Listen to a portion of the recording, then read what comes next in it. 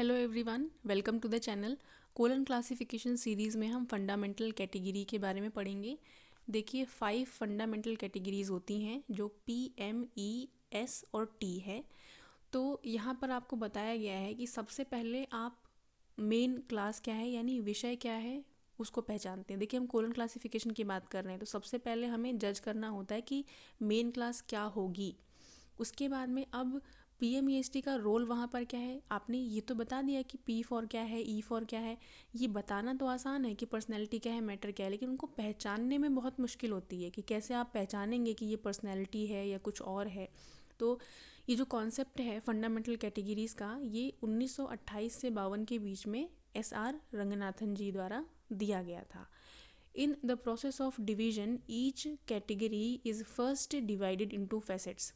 इन्होंने बताया है कि सबसे पहले जो मेन क्लास है उसमें उनको कैटेगरीज़ में डिवाइड किया गया है, फिर उन कैटेगरीज़ के फैसेट्स बनाए गए हैं और उनको एक एक कैरेक्टर, सिंगल कैरेक्टर के आधार पर बांटा गया है।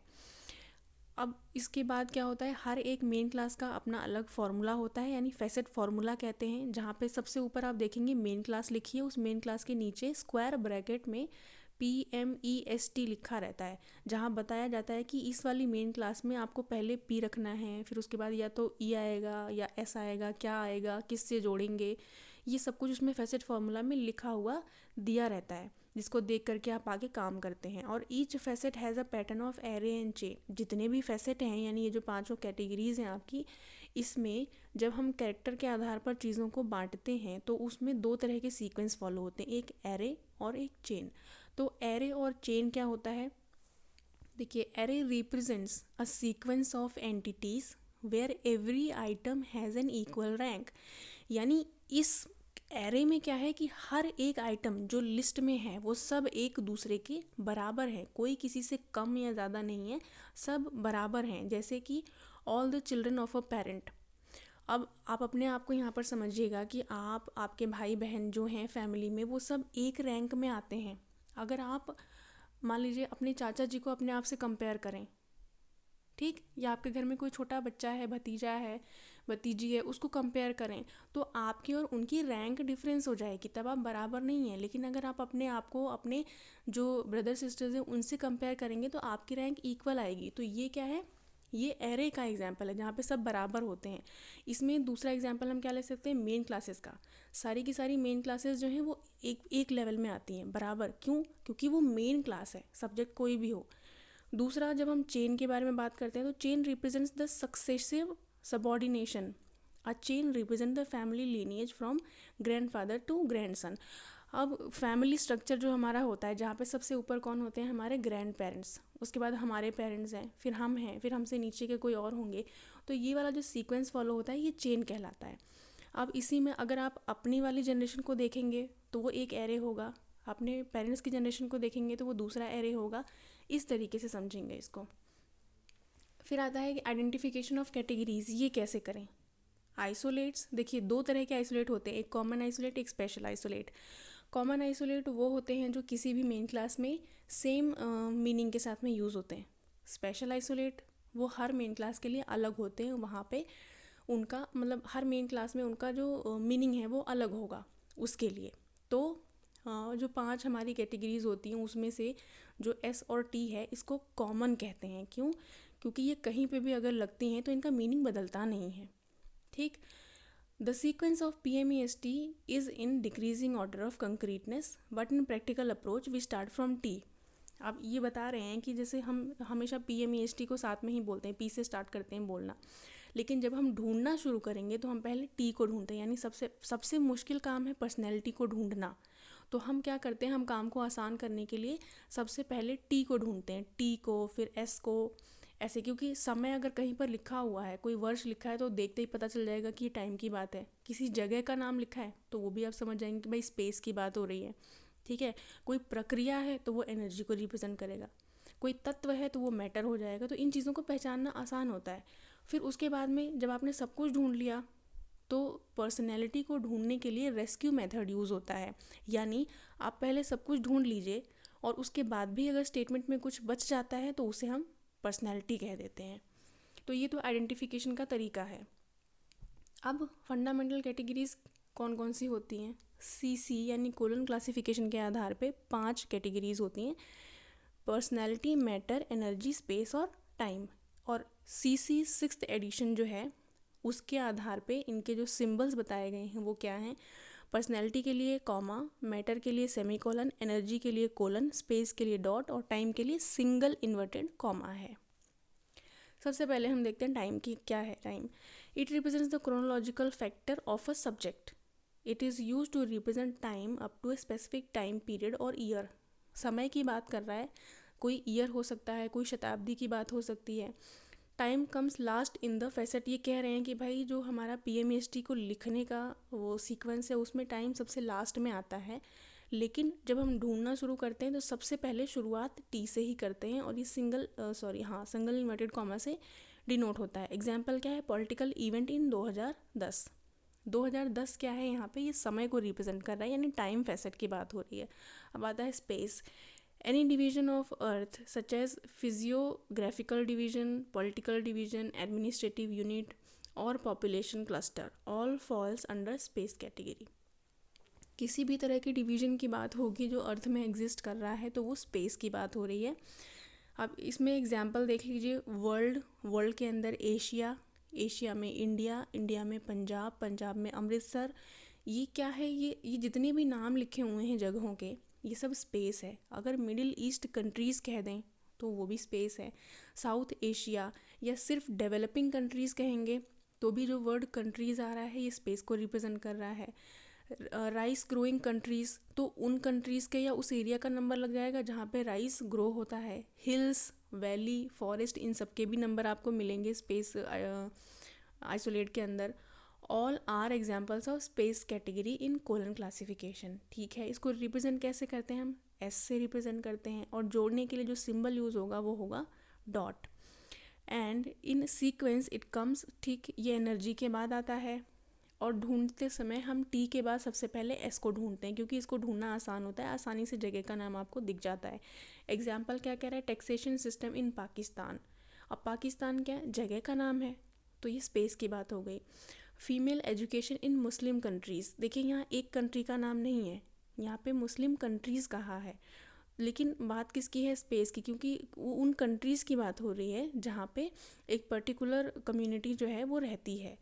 लैंड ट्रांसपोर्ट इन माउंटेन्स, किसकी? यहाँ पे स्पेस को कैसे पहचानेंगे? माउंटेन्स की बात हो रही है, इसलिए ये भी स्पेस में आ गया। नेक्स्ट आता है एनर्जी। नेक्स्ट टू पर्सनैलिटी के बाद it is the most important facet, as important that from its indicator digit colon। देखिए एनर्जी का जो जो साइन है वो है कोलन, और हम बात भी किसकी कर रहे हैं? एक क्लासिफिकेशन स्कीम की जिसका नाम ही कोलन पर रखा गया है, इसलिए बताया गया है कि ये बहुत ही ज़्यादा इम्पॉर्टेंट है। The schedule draws its name, जो हमारा कोलन क्लासिफिकेशन है उसका नाम जो है वही एनर्जी है। ठीक है, तो in the facet formula it is represented as E। Facet formula में हम एनर्जी को E से रिप्रेजेंट करते हैं, ये हमें पता है। और ये बिल्कुल हमारा जो PMEST का सीक्वेंस है उसमें मिड में है। Broadly we can say that the terms, जैसे कि कुछ ऐसे वर्ड्स होते हैं जैसे एक्शन है, रिएक्शन है, प्रॉब्लम, कोई सोल्यूशन है, डिसीज़ है, कोई प्रोसेस है, ये सारी चीज़ें किस चीज़ को इंडिकेट करती हैं? ये एनर्जी को रिप्रेजेंट करती हैं। अगर क्लासिफिकेशन का काम हो रहा है तो वो क्या है? वो एनर्जी है। कैटलॉगिंग का काम हो रहा है तो वो क्या है? वो एनर्जी है। अगर कोई ट्रीटमेंट हो रहा है किसी डिसीज़ का तो वो भी एनर्जी में जाएगा। देखिए हर एक मेन क्लास में ये जो वर्ड हैं जो इंडिकेट करते हैं एनर्जी को वो अलग अलग होंगे। हर मेन क्लास में आपको सेम वर्ड्स नहीं मिलेंगे, लेकिन वो प्रोसेस को रिप्रेजेंट करेंगे। Energy is shown in technical process and operational activities of a library. In maths, अगर मैथ की बात करें तो वहाँ पे it is solution to theorem, जो थ्योरम की सॉल्यूशंस होती हैं वो एनर्जी होती हैं। अगर टेक्नोलॉजी में जाएंगे तो इंडस्ट्रियल प्रोसेस को हम एनर्जी कहेंगे। इसी तरीके के एग्जांपल्स हैं यहाँ पे। अब कैटलॉगिंग मैंने आपको बता दिया, कैटलॉगिंग है, एनालिटिकल केमिस्ट्री है, ह्यूमन डिसीज़ है, ये सब क्या चीज़ें हैं? ये सब एनर्जी को रिप्रेजेंट कर रहे हैं। नेक्स्ट आता है हमारे पास matter. As the name suggest it is the material facet, less concrete than personality but more than energy, space and time. ये यहाँ पे एक वर्ड लिखा है बहुत क्लियरली, मटेरियल। किसी भी तरह के मटेरियल को रिप्रेजेंट करने वाली जो चीज़ें होती हैं उन्हें हम मैटर कहते हैं। और लाइब्रेरी साइंस में it represents the kind of document. अगर लाइब्रेरी साइंस का एग्जांपल लेंगे कि लाइब्रेरी की मेन क्लास में मैटर किस किस चीज़ को कह सकते हैं, तो यहाँ पे डॉक्यूमेंट के जो फॉर्मेट होंगे उनको मैटर कहा जाएगा। जैसे बुक, पीरियोडिकल, मैन्यूस्क्रिप्ट, सीडी, ये सब क्या है, ये सब फॉर्म ऑफ मैटर है। और फिजियोलॉजी में it is the substance that goes into your body, यानी ऐसी चीज़ें जो आपके शरीर के अंदर प्रवेश कर सकती हैं या जिनको कंज्यूम किया जा सकता है, उसको कहते हैं। टेक्सटाइल इंडस्ट्री में जो थ्रेड मटेरियल है उसको कहते हैं। म्यूज़िक में कोई म्यूज़िकल इंस्ट्रूमेंट अगर है तो उसको हम मैटर कहेंगे। इकोनॉमिक्स में मनी अगर वर्ड यूज़ हुआ है, सिर्फ मनी लिखा है तो भी आप मैटर कहेंगे, और मनी के अंदर उसका जो फॉर्मेट है यानी पेपर है या कॉइन है वो बताया गया है तो वो मैटर में आ जाएगा। इसको हम सेमीकोलन से जोड़ते हैं। एग्जाम्पल, माइक्रोफिल्म्स इन लाइब्रेरी या गोल्ड करेंसी। देखिए अब यहाँ पे मनी नहीं लिखा हुआ है, लेकिन यहाँ पे क्या लिखा है, गोल्ड करेंसी, यानी मनी का फॉर्मेट कैसा है, गोल्ड है। नेक्स्ट आता है हमारे पास पर्सनैलिटी, मोस्ट इम्पॉर्टेंट।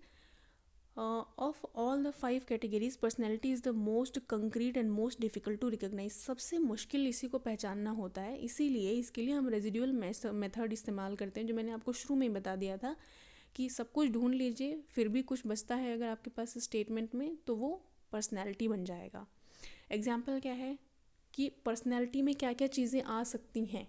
इंस्टीट्यूशन के नाम आ सकते हैं, एंटिटीज़ हैं, सब्सटेंसेस हैं, केमिकल है, kind of life, plant, body organ, language, कोई रिलीजन है। ये सब के सब क्या हैं, ये पर्सनैलिटी में ही आते हैं। हर एक मेन क्लास में जैसे एनर्जी को रिप्रेजेंट करने वाले टर्म्स अलग हैं, मैटर को रिप्रेजेंट करने वाले टर्म अलग हैं, वैसे ही पर्सनैलिटी को रिप्रेजेंट करने के लिए भी अलग अलग वर्ड इस्तेमाल होंगे। एक एग्जाम्पल लिखा है यहाँ पे, cataloguing of periodical in university library. Here the main class is 2, यानी लाइब्रेरी साइंस की मेन क्लास क्या है, 2 है।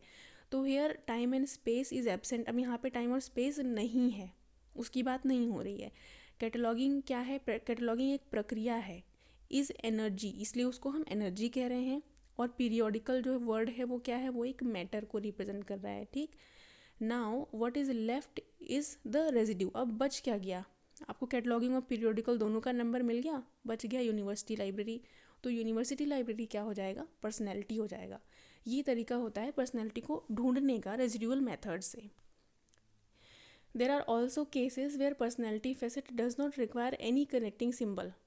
कुछ केस ऐसे, देखिए आपको मैंने अभी बताया था कि इनको कनेक्ट करने के लिए सिम्बल्स लगते हैं, तो पर्सनैलिटी का जो सिम्बल है वो कॉमा होता है, लेकिन हर जगह पे कॉमा लगता नहीं है। तो यहाँ पे बता रहे हैं कि कौन सा केस होता है जहाँ पे हम पर्सनैलिटी के लिए कॉमा लगाते हैं। When personality immediately follows a main or canonical class, then no comma is put। जब मेन क्लास के जस्ट बाद में पर्सनैलिटी आती है तो कोई भी कॉमा या कोई कनेक्टिंग सिंबल नहीं लगता है। कैनोनिकल क्लासेस जो होती हैं, यानी कि कुछ मेन क्लासेस, सभी में नहीं, कुछ मेन क्लासेस ऐसे होती हैं जिनकी बहुत सारी ब्रांचेज होती हैं, तो उन ब्रांचेस का जो नंबर होता है उसको कैनोनिकल क्लास कहते हैं। तो उनके साथ भी डायरेक्ट जुड़ जाता है क्योंकि वो भी मेन क्लास ही कहलाती हैं।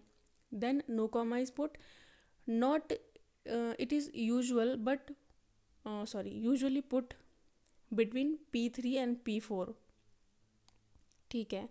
अब एग्जाम्पल देखते हैं क्या लिखा हुआ है कि यूनिवर्सिटी लाइब्रेरी, इसमें एक नंबर बनाया गया है और ह्यूमन आइज़ का एक और नंबर बनाया गया है। तो यहाँ पे आपको कॉमा लिखा हुआ नहीं दिख रहा होगा, क्यों, क्योंकि ये जो ऊपर एक फॉर्मूला लिखा हुआ ये कह रहा है कि भाई जहाँ पे मार्क किया गया है वहीं पे लगेगा। और अगर डायरेक्टली मेन क्लास के साथ में ही नंबर आ रहा है, तो मतलब मेन क्लास के जस्ट बाद आ रहा है, तो नहीं लगेगा। ये इसकी कंडीशन है। सो आई होप ये आपको समझ में आ गया होगा। Thank you.